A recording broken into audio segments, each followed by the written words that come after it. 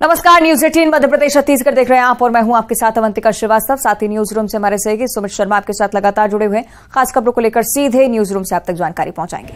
शुरुआत करेंगे इस बुलेटिन की। सबसे पहले दिल्ली से एक बड़ी खबर सामने आती हुई, सुप्रीम कोर्ट से ज्योतिरादित्य सिंधिया को एक बड़ी राहत मिली है। केंद्रीय मंत्री ज्योतिरादित्य सिंधिया को यह राहत, सिंधिया को राज्यसभा सांसद निर्वाचित करने का यह पूरा मामला था, जिसको लेकर नेता प्रतिपक्ष गोविंद सिंह की याचिका खारिज कर दी गई है। सिंधिया पर जानकारी छिपाने का आरोप उनकी तरफ से लगाया गया था। सिंधिया के निर्वाचन को चुनौती दी थी गोविंद सिंह ने और हाईकोर्ट के आदेश में हस्तक्षेप करने से सुप्रीम कोर्ट ने इनकार कर दिया। तो ये बड़ी जानकारी, याचिका खारिज हो चुकी है, सुप्रीम कोर्ट में लगाई गई थी गोविंद सिंह की तरफ से। हाईकोर्ट की तरफ से पहले फैसला, लेकिन सुप्रीम कोर्ट का भी रुख किया था। सुप्रीम कोर्ट ने हाईकोर्ट के आदेश में हस्तक्षेप करने से इनकार किया। केंद्रीय मंत्री ज्योतिरादित्य सिंधिया के लिए बड़ी राहत, राज्यसभा सांसद निर्वाचित करने का यह पूरा मामला था, जिसे लेकर नेता प्रतिपक्ष गोविंद सिंह ने याचिका दायर की थी, जिसमें जानकारी छुपाने का गंभीर आरोप सिंधिया पर उन्होंने लगाया था। हाईकोर्ट की तरफ से पहले ही याचिका खारिज हो चुकी थी, सुप्रीम कोर्ट का रुख किया था और सुप्रीम कोर्ट ने भी हाईकोर्ट के आदेश में हस्तक्षेप करने से सीधा इनकार कर दिया। केंद्रीय मंत्री ज्योतिरादित्य सिंधिया को यह बड़ी राहत, हाईकोर्ट की तरफ से पहले और उसके बाद अब सुप्रीम कोर्ट ने याचिका खारिज कर दी है, क्योंकि हाईकोर्ट पहले ही इसे खारिज कर चुका था। तो गंभीर आरोप गोविंद सिंह की तरफ से लगाए गए थे, झूठे साबित हुए और राज्यसभा सांसद के तौर पर जानकारी उन्होंने छिपाई निर्वाचन के दौरान। ये बात गोविंद सिंह की तरफ से लगातार कही जा रही, लेकिन सुप्रीम कोर्ट की ओर रुख करते ही हताशा हाथ लगी गोविंद सिंह को। हाईकोर्ट के आदेश में हस्तक्षेप करने से सुप्रीम कोर्ट ने साफ इनकार कर दिया है। केंद्रीय मंत्री ज्योतिरादित्य सिंधिया से जुड़ा हुआ यह पूरा मामला, राज्यसभा सांसद के तौर पर निर्वाचन और उस निर्वाचन के दौरान जानकारी उन्होंने छिपाई, ये कह रहे थे गोविंद सिंह। याचिका दायर की गई थी, हाईकोर्ट की तरफ से भी कहा गया था और जो पक्ष सामने आया था वो ज्योतिरादित्य सिंधिया को फेवर करते हुए, लेकिन इसके बावजूद सुप्रीम कोर्ट का रुख किया गोविंद सिंह ने और अब सुप्रीम कोर्ट ने हाईकोर्ट के आदेश में हस्तक्षेप करने से मना कर दिया।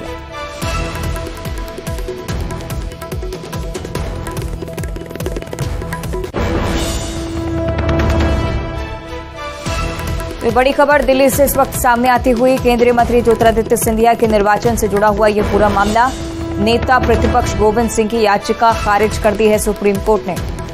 सिंधिया पर जानकारी छुपाने के आरोप लगातार उनकी तरफ से लगाए जा रहे थे, निर्वाचन को चुनौती भी दी थी। हाईकोर्ट ने भी पहले उन्हीं के फेवर में आदेश दिया और अब सुप्रीम कोर्ट ने हाईकोर्ट के फैसले पर हस्तक्षेप करने से इनकार कर दिया।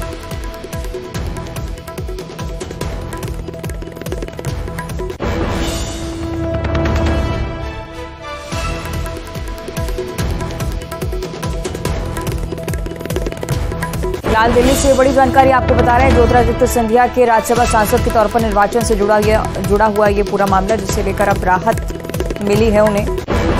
गोविंद सिंह की तरफ से जो आरोप लगाए गए, याचिका दायर की गई, उसे खारिज करते हुए हाईकोर्ट के आदेश में हस्तक्षेप करने से सुप्रीम कोर्ट की तरफ से इनकार हो चुका है।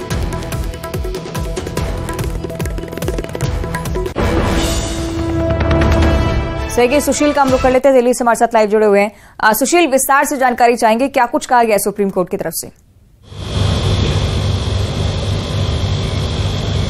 जी देखिए, सबसे महत्वपूर्ण बात, जो कांग्रेस नेता हैं, फिलहाल वो मंत्री भी हैं गोविंद सिंह, उनकी तरफ से हाईकोर्ट के आदेश को सुप्रीम कोर्ट में चुनौती दी गई थी। उनकी तरफ से ये कहा गया था कि हाईकोर्ट ने उनके तमाम तथ्यों का परीक्षण ठीक से नहीं किया है, लिहाजा सुप्रीम कोर्ट इस पूरे मामले पर सुनवाई करे।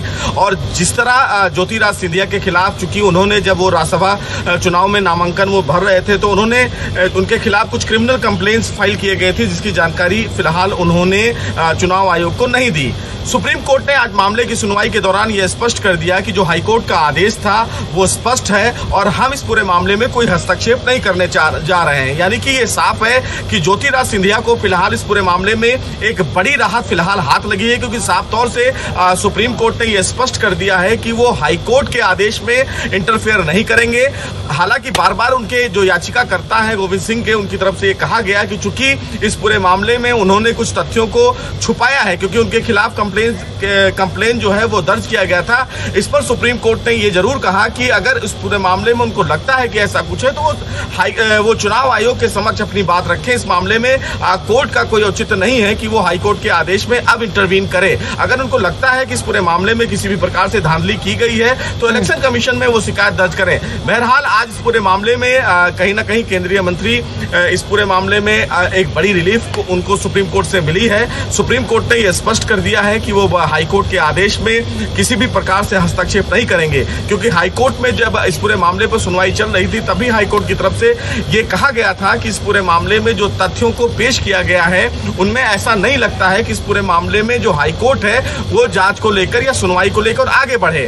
हालांकि इस पूरे फैसले को जब सुप्रीम कोर्ट में चुनौती दी गई तो सुप्रीम कोर्ट ने भी आज इस मामले में कहा कि चूंकि हाईकोर्ट ने इस मामले में एक डिटेल जजमेंट दिया है, लिहाजा उसमें ऐसा नहीं लगता है कि हाईकोर्ट के इस फैसले में सुप्रीम कोर्ट इंटरवीन करे, और इसीलिए फिलहाल उस याचिका को खारिज कर दिया है जो गोविंद सिंह की तरफ से सुप्रीम कोर्ट में दाखिल की गई थी। हालांकि उस याचिका को खारिज करने के बाद कहीं ना कहीं केंद्रीय मंत्री ज्योतिरादित्य सिंधिया को एक बड़ी राहत हाथ लगी है। यानी कि वो राज्यसभा में जो उनके ऊपर आरोप लग रहा था कि उन्होंने नामांकन के दौरान कुछ ऐसे तथ्य छुपाए हैं जिसको सुप्रीम कोर्ट ने सिरे से नकार दिया है। अगर लगता है गोविंद सिंह जी को कि इस पूरे मामले में कुछ उनको न्याय नहीं मिला है तो वो चुनाव आयोग में अपील करें, लेकिन देश की सबसे बड़ी अदालत से ज्योतिरादित्य सिंधिया को एक बड़ी राहत हाथ लगी। ठीक है, बहुत शुक्रिया आपको सुशील पूरी जानकारी के लिए। तो आप देख रहे हैं कि ज्योतिरादित्य सिंधिया को ये राहत, लेकिन विकल्प अभी भी है। गोविंद सिंह के पास निर्वाचन आयोग में पहुंचकर कंप्लेंट दायर करवा सकते हैं। बहरहाल आगे बढ़ते हैं, मुंबई से इस वक्त एक बड़ी जानकारी। 72 हुर्रे फिल्म के को प्रोड्यूसर को धमकी मिली है। अशोक पंडित को धमकी भरा फोन आया है। ये जानकारी मुंबई पुलिस के सूत्रों के हवाले से मिली है। अशोक पंडित ने धमकी मिलने की बात बताई है। अशोक पंडित को सोशल मीडिया के जरिए धमकी मिल रही है। अशोक पंडित के घर की सुरक्षा भी बढ़ा दी गई है। उनके ऑफिस के बाहर भी पुलिस चौकसी बढ़ाई गई है। पुलिस ने अभी तक एफआईआर दर्ज नहीं की है। सहयोगी अमित हमें ज्यादा जानकारी देंगे। अमित, क्या कुछ कहा गया है डायरेक्टर की तरफ से? देखिए, उनको जो है धमकी भरा कॉल आया हुआ है। सोशल मीडिया के माध्यम से जो है उन्हें धमकी जो है दी गई है। 72 हुर्रे फिल्म के को प्रोड्यूसर हैं अशोक पंडित, और जो हमारे सूत्र बता रहे हैं कि उन्हें धमकी मिलने की बात आई है और मुंबई पुलिस ने सुरक्षा के लिहाज से एहतियातन जो है अशोक पंडित के घर और ऑफिस के बाहर पुलिस बंदोबस्त खड़ा कर दिया गया। हालांकि इस पूरे मामले में जो है एफआईआर दर्ज नहीं की गई है यहाँ पर, लेकिन वहाँ पे सुरक्षा बढ़ा दी गई है। और विजुअल में भी जो है हम देख सकते हैं कि उनके घर के बाहर और ऑफिस के बाहर जो है मुंबई पुलिस की गाड़ियां और मुंबई पुलिस के जवान जो है तैनात कर दिए गए हैं। उन्हें जो है जान से मारने की धमकी जो है आई है, ऐसा जो हमारे सूत्र बता रहे हैं यहाँ पर। हालांकि मुंबई पुलिस जो है सिर्फ इतना ही कह रही कि हमने सुरक्षा बढ़ा दी है, लेकिन इस मामले में एफआईआर दर्ज नहीं की है। अशोक पंडित से भी बात करने की हमने कोशिश की, लेकिन अभी तक उनकी तरफ से कोई रिएक्शन नहीं आया है। लेकिन जानकारी जो है बिल्कुल पुख्ता है। सोशल मीडिया के माध्यम से धमकी है, इसको चलते हुए मुंबई पुलिस किसी प्रकार का रिस्क नहीं लेना चाहती। इस कारण उनके घर दफ्तर के बाहर सुरक्षा व्यवस्था बढ़ा दी गई है। ठीक है, बहुत शुक्रिया आपका हमें जानकारी के लिए। आगे बढ़ते हैं सतना से अगली बड़ी खबर, जहां दो पक्षों के बीच जमकर लाठी डंडे चले हैं। फावड़े से भी हमला किया गया है। दोनों पक्ष के 3 लोग घायल हो चुके हैं। आपको बताएं कि जमीनी विवाद के चलते पूरी मारपीट की घटना सामने आई। अमरपाटन की पुरानी बस्ती का ये पूरा वीडियो है जो हम आपको दिखा रहे हैं। दोनों पक्षों ने केस दर्ज करवाया और पुलिस भी हालांकि पड़ताल में जुटी हुई है कि आखिर क्या पूरा मामला रहा। सहयोगी शिवेंद्र हमारे साथ जुड़ रहे हैं। शिवेंद्र, क्या जानकारी इस वीडियो के पीछे? देखिए, ये जमीनी विवाद का मामला है और इसके के बावजूद भी एक जो पक्ष है चोरी छुपे घर बना रहा था, जिसका विरोध करने दूसरा पक्ष गया हुआ था और उसी में विवाद बढ़ा और दोनों तरफ से जमकर लाठी डंडे और फावड़े चलाए गए। इस पूरे घटनाक्रम में 10 लोग घायल हुए हैं, जिनको सामुदायिक स्वास्थ्य केंद्र अमरपाटन में भर्ती कराया गया है। दोनों पक्षों ने अमरपाटन थाने में लिखित शिकायत दर्ज कराई है और पुलिस पूरे मामले की जांच कर रही है। ठीक है, बहुत शुक्रिया आपका शिवेंद्र जानकारी के लिए। आगे बढ़ते हैं, भोपाल से इस वक्त एक और बड़ी खबर। आरपीएफ आरक्षक ने एक महिला की जान बचाई है। रानी कमलापति स्टेशन पर महिला की जान बचाई गई। आरपीएफ आरक्षक रामवीर सिंह ने जाबाजी दिखाते हुए महिला की जान बचाई। ये तस्वीरें आपको दिखा रहे हैं। आरक्षक ने ट्रेन पर चढ़ रही महिला को फौरन बचाया। ट्रेन पर चढ़ते समय महिला का पैर फिसल गया था।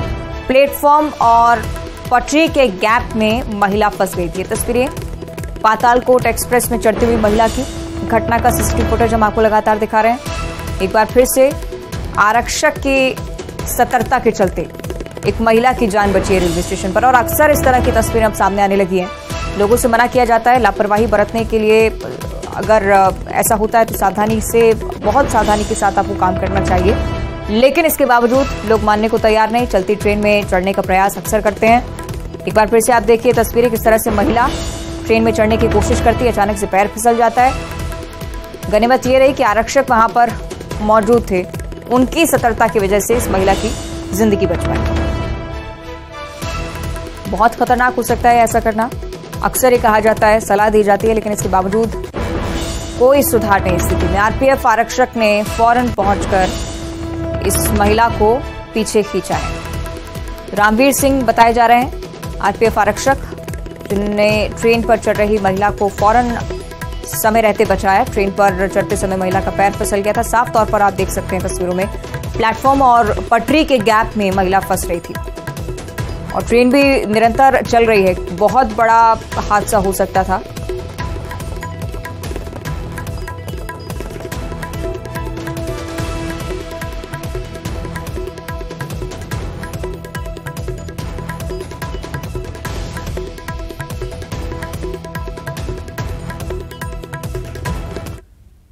आगे बढ़ते हैं। नरसिंहपुर से इस वक्त एक और बड़ी जानकारी। खाद्य सुरक्षा अधिकारी अमरीश दुबे के ठिकाने पर कार्रवाई हुई है। बलरामपुर, माफ कीजिएगा, जबलपुर सागर के साथ नरसिंहपुर में भी ईओडब्ल्यू की जांच लगातार चल रही है। साई नगर कॉलोनी के मकान से सेंट्रल बैंक पहुंची है टीम। दस्तावेज खंगाले जा रहे हैं। गुप्त रूप से कार्रवाई की जा रही है। ये बड़ी जानकारी, लगातार कार्रवाई का सिलसिला आगे बढ़ता हुआ, पहले ही ये जानकारी सामने आ चुकी थी नरसिंहपुर से, और अब आप देखिए कि इस कार्रवाई का जो दायरा है वो भी लगातार बढ़ता जा रहा है। खाद्य सुरक्षा अधिकारी अमरीश दुबे, जिनके ठिकाने पर रेड पड़ी है। जबलपुर सागर में भी संयुक्त रूप से कार्रवाई, ईओडब्ल्यू की टीम जांच कर रही है। साई नगर कॉलोनी के मकान से सेंट्रल बैंक टीम पहुंची है। दस्तावेज खंगाले जा रहे हैं। गुप्त रूप से कार्रवाई की जा रही है, जो कि अक्सर ही हमें देखने को मिलता है। सहयोगी आशीष हमारे साथ जुड़ रहे हैं, उनका हम रुख कर लेते हैं। आशीष, क्या कोई खुलासा अभी तक इस कार्रवाई को लेकर?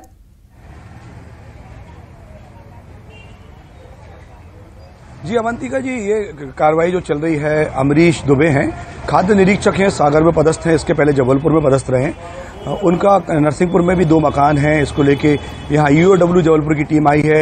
ये पीछे आप बैंक देख रहे हैं, सेंट्रल बैंक है, यहाँ भी ईओडब्ल्यू की टीम पहुंची है और उन्होंने पूछा कि यहाँ उनके कोई खाते तो नहीं है। तो इस बात को लेके अभी जानकारी जुटाई है, यहाँ कोई खाता नहीं है उनका, लेकिन जिस तरह से बताई जा रही है कि उन्होंने जो अपनी आय से अधिक संपत्ति का उनको जो मामला है, करीब 600 गुना संपत्ति उनके पास अधिक पाई गई है, जिसके चलते ईओडब्ल्यू सारे दस्तावेज खंगाल रही है। यहाँ उनका घर है, वहाँ भी जांच कर रही है, तो दस्तावेज खंगाले जा रहे हैं। फिलहाल ईओडब्ल्यू की टीम से बात करने की हमने कोशिश की है, तो वह किसी भी प्रकार की जानकारी देने के लिए अभी मना कर रहे हैं कि जांच के बाद ही सारी चीज का खुलासा कर पाएंगे।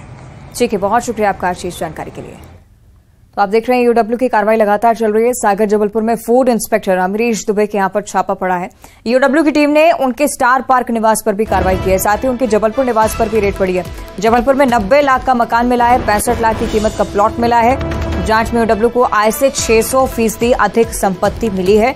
अफसर के करोड़पति होने के दस्तावेज भी सामने आए हैं। ईओडब्ल्यू के अधिकारी के मुताबिक यहां मिले दस्तावेज खंगाले जा रहे हैं। बैंक खातों में भी खंगालने की तैयारी उन्हें।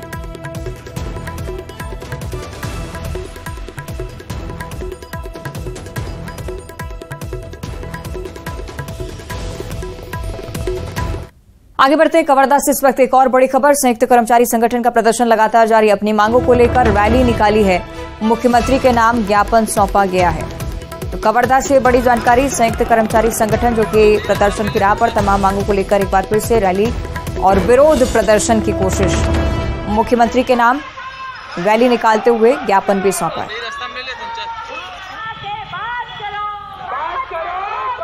और अब 25 सेकंड में खबर। आज सीएम शिवराज की टिफिन पार्टी भोपाल में शाम को आयोजन, जुटेंगी पार्टी के दिग्गज। सीएम से मुलाकात के बाद सीधी पहुंचे दशमत कौल, परिवार से मिलकर हुए खुश। सीएम के निर्देश के बाद 6,50,000 की मिली मदद। सीधी में दशमत कौल देर रात पहुंचे अपने घर। परिवार वालों ने मिलकर दशमत ने जताई खुशी, कहा सीएम से मिलकर अच्छा लगा। ग्वालियर में ज्योतिरादित्य सिंधिया का अंदाज, प्रोटोकॉल तोड़कर रेस्टोरेंट पहुंचे सिंधिया। बुजुर्ग महिला से लिया आशीर्वाद। रेस्टोरेंट में काम कर रहे स्टाफ से की बातचीत। सीधी कांड के आरोपी के घर बुलडोजर कार्रवाई से नाराजगी। अखिल भारतीय ब्राह्मण समाज नाराज। समाज ने मकान की मरम्मती के लिए जुटाई 1 लाख से ज्यादा की रकम। चुनावी साल में कांग्रेस का फोकस डैमेज कंट्रोल पर। बुलाई सिख समाज की बैठक। आज कमलनाथ के निवास पर कांग्रेस की कौमी एकता प्रकोष्ठ की बैठक। आज से दिल्ली में बाबा बागेश्वर का सजेगा दरबार। भव्य यज्ञ से होगी शुरुआत। शाम 4 बजे होगी कथा। मंदिर में ड्रेस कोड के विरोध में उतरे कथावाचक पंडित प्रदीप मिश्रा। कहा भगवान को कभी कपड़ों से मतलब नहीं। बताया सनातन धर्म को तोड़ने के लिए विधर्मियों की साजिश। सतना के मझगवा सामुदायिक स्वास्थ्य केंद्र में छल के जाम। नाइट ड्यूटी में डॉक्टरों की शराब पार्टी। Video viral. ग्वालियर में टीआई के बेटे पर जानलेवा हमला। कोचिंग में बाइक की चाबी नहीं देने पर विवाद। 3 युवकों ने किया हमला। केस दर्ज। इंदौर में नाबालिग से रेप के आरोपी के घर पर चला बुलडोजर। आरोपी गट्टू मुस्लिम के घर पर चला जेसीबी। और इसी के साथ बुलेटिन में इतना ही। नमस्कार।